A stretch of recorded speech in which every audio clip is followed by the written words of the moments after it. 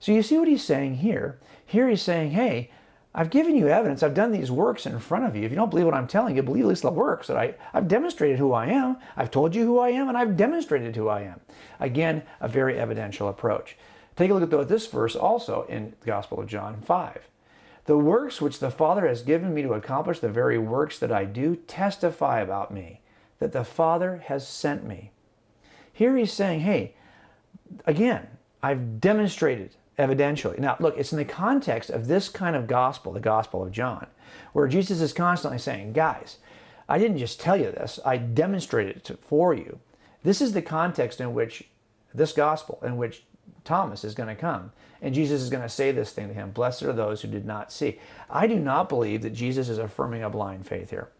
As a matter of fact, to demonstrate this to you, I want us to read past the verse that most people stop at to argue against an evidential view. This is the verse, right? It's in John 20, verses 26 and 29. Let's go a little further.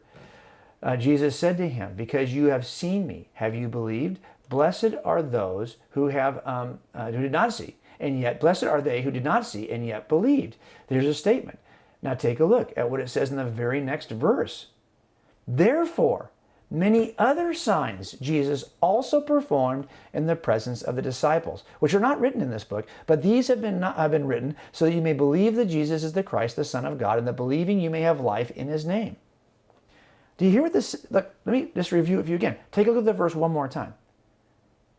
He says here, because you have seen me, have you believed? Blessed are they who did not see and yet believed. And the very next word is, therefore. Wait a minute, that makes no sense. Let's go back for a second and think about this. If Jesus is affirming a blind faith here, why is he going to say, therefore he performed a bunch of other evidence in front of the disciples, a bunch of other miracles, which you know in the Gospel of John are repeatedly demonstrated as pieces of evidence supporting the deity of Christ. You see that in every verse we've talked about so far, in chapter 5, in chapter 10, and chapter 14. Over and over again, Jesus says the miracles are evidence so you can believe that I am who I said I was. So here he's saying to Thomas, hey, blessed are those who have not seen yet believed. Therefore, he worked a bunch more miracles in front of Thomas. Why would he do that? Because what he's talking about here is clearly described in another passage of the Gospel of John. Let's go to that right now. And that is here in John 17:20. I do not ask, this is Jesus praying to the Father, asking to protect his disciples and to protect the next generation of disciples who follow these first disciples. Here's what he says. I do not ask on behalf of these, the disciples alone, but for those also who believe in me through their word, that they may all be one. He's asking for unity. This is the famous unity prayer.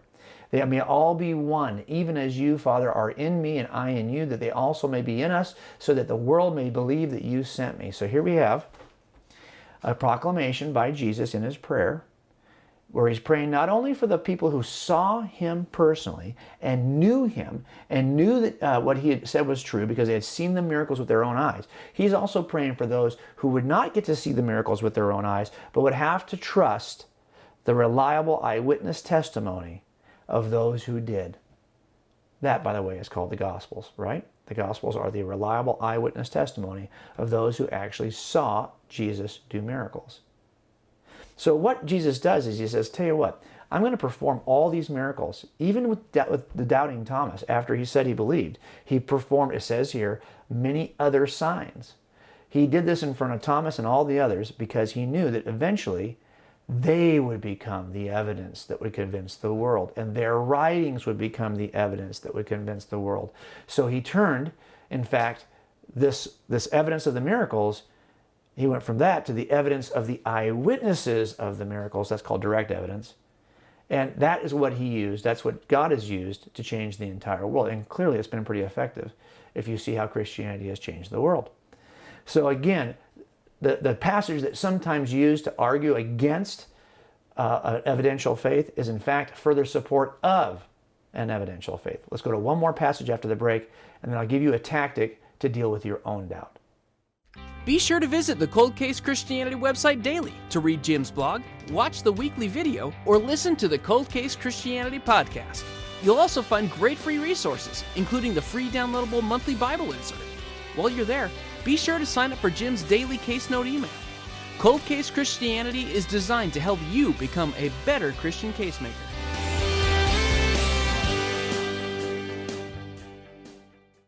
Connect with Cold Case Christianity on social media. Visit the Cold Case Christianity homepage and click the social media icons on the top right toolbar. Jim is active on Facebook and Twitter, posting the best apologetics articles from over 250 Christian blogs around the country.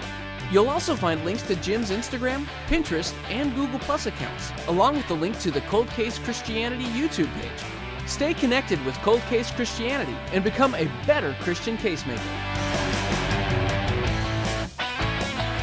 Okay, very quickly I want to deal with one last passage dealing with doubt in Scripture, which is of course the John the Baptist, who sends his disciples to Jesus at a point of doubt in his own life. And I think that's so powerful to see how Jesus dealt with that doubt. Now, this passage is in the Gospel of Luke, and I'll just read to you a little bit of what happens here. Remember that Jesus is with his own disciples, and John's disciples have been sent by John the Baptist. Remember, John is in custody, and he's really awaiting his own death, and he's having some doubts apparently. Now, some people will argue, well, it wasn't John the Baptist's doubts, it was just the doubts of his disciples. Regardless, somebody here has got doubts.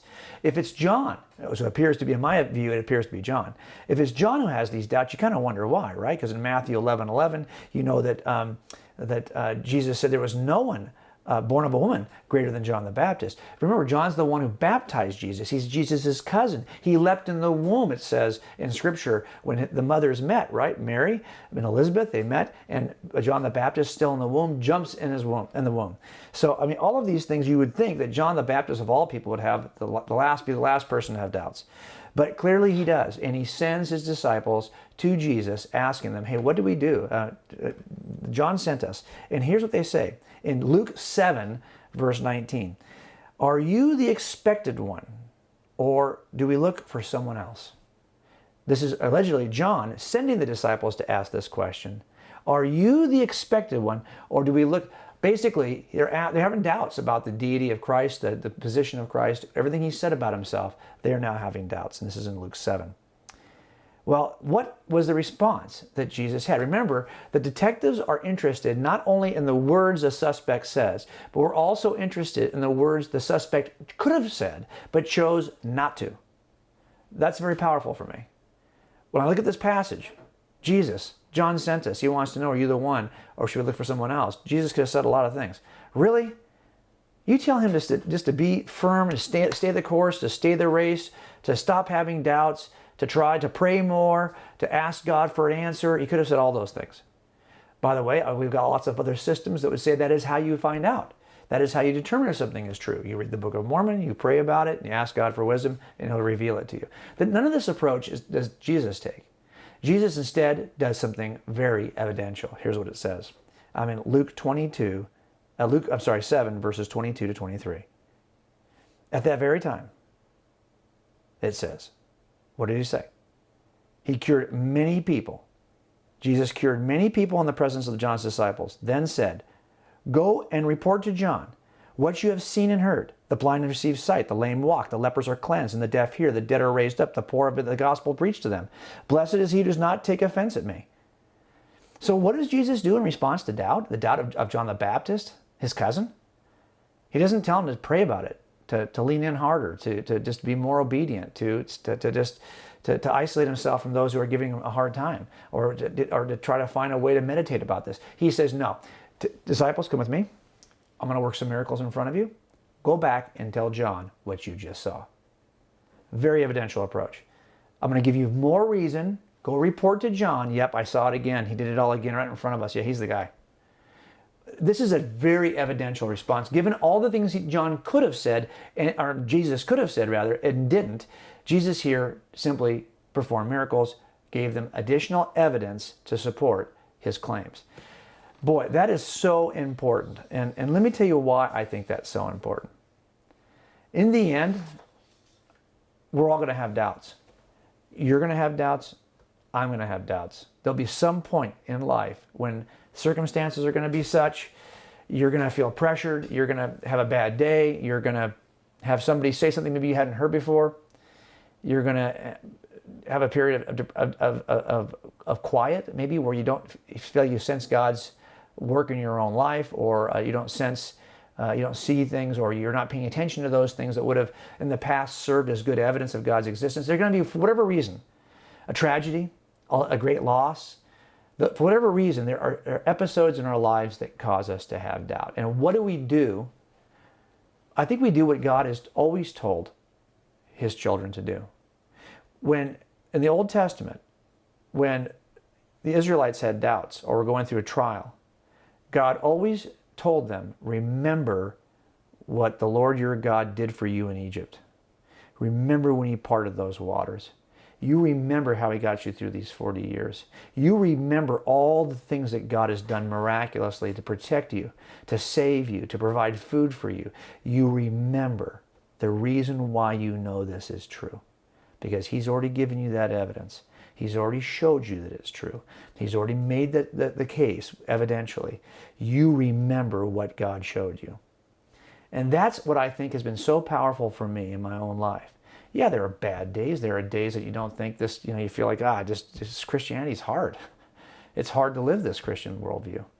And how I deal with doubt is I remember all the reasons, all the evidences that I examined that led me to believe this is true in the first place. Just like the Israelites, looking back at all the things that God has done for them. I look back at all the reasons that fit. Here's the problem though, folks. If you haven't taken an evidential view of your faith, well, then guess what? You're not going to have anything you can look back at. I can make a list of the 5, 6, 7, 10, 15, 25 reasons why I believe the New Testament's reliable, that the resurrection is the only reasonable inference. All those things we talk about in Cold Case Christianity. I can also look back at the 8 pieces of evidence I'm examining in this next book, God's Crime Scene. These are things that I think there only is one reasonable interpretation from the 8 pieces of evidence in the universe, and that is that God does exist. And it turns out the suspect profile for God is a lot like the profile we see for God in the New Testament. And if you look at that evidence and you remember, if you know that evidence, I'm later able to return to that evidence in bad times, the same way the Israelites were encouraged to return to what they knew God had done. I return to what I know is evidentially true. I've got a case in my head that I've already examined. That's how I got here. And when I have a tough day, I'm able to go back to that case. My question for those of you who are watching this is, have you taken the time to know why this case is so strong to begin with? Why this is true to begin with? Why do you think that Jesus did all those things in front of the disciples and then put the disciples in the world to testify about what they had seen? Each one of them could recite to you 15 reasons why they knew this was true. Can each one of us recite to the world around us and even to ourselves in our time of doubt the 15 reasons why we know this is true? If you can't, now is the time to change that. That's why folks like me and all the friends I have in this incredible segment of the Christian church called Christian case makers, apologists, why do you think we do this work? We do this work not just to help you to get here, but to help you to stay here when times get tough. So I hope that this show and others like it help you to do just that. And until next week, I'll see you right back here at Cold Case Christianity. Thanks for joining us at the Cold Case Christianity broadcast. If you're interested in more information about this week's topic, please visit coldcasechristianity.com. For a thorough investigation of the reliability of the New Testament Gospels and the case for Christianity, be sure to purchase Cold Case Christianity. A homicide detective investigates the claims of the Gospels. It's available wherever books are sold.